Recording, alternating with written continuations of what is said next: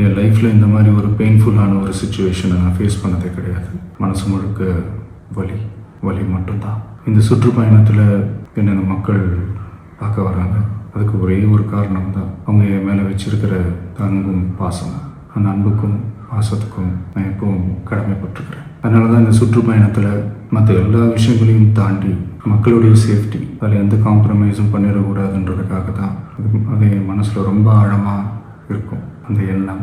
அதனால தான் இந்த அரசியல் காரணங்கள் எல்லாத்தையும் தவிர்த்துட்டு ஒதுக்கி வச்சுட்டு மக்களோட சேஃப்டி மட்டும் மைண்டில் வச்சுக்கிட்டு அதுக்கான இடங்களை சூஸ் பண்ணுறது, அதுக்கான இடங்களை பார்த்து பெர்மிஷன் கேட்குறது, போலீஸ் டிபார்ட்மெண்ட்டில் அதை ரிக்வெஸ்ட் பண்ணி கேட்போம். ஆனால் நடக்கக்கூடாதது நடந்துருச்சு. ஆனால் மனுஷன் தானே.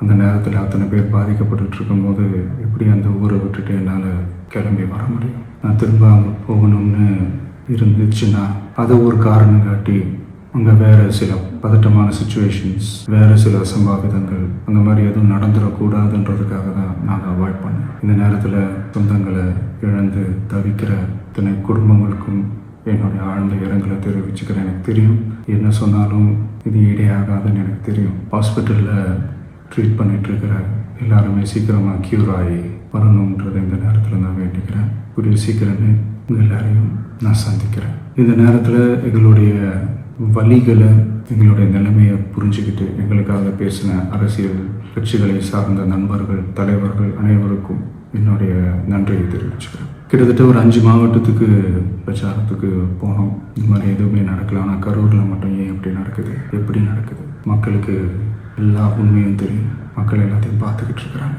கரூரை சேர்ந்த அந்த மக்கள் அந்த உண்மையெல்லாம் வெளியில் சொல்லும்போது எனக்கு கடவுளே நேரில் வந்து இறங்கி அந்த உண்மைகள்லாம் சொல்கிற மாதிரி எனக்கு தோணுச்சு. சீக்கிரமே எல்லா உண்மைகளும் வெளியில் வரும்.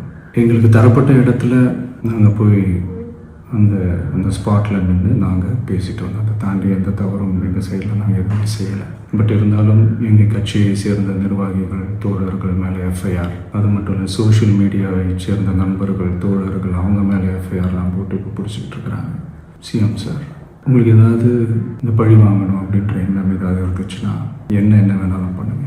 அவங்க மேலே கை வைக்காதீங்க. நான் ஒன்று வீட்டில் இருப்பேன், இல்லை நான் ஆஃபீஸில் இருப்பேன். என்ன வேணாலும் செய்யுங்க. நண்பர்களே, தோழர்களே, நம்மளோட அரசியல் பயணம் இன்னும் ஸ்ட்ராங்காக, இன்னும் தைரியத்தோடு கண்டினியூ ஆகும்.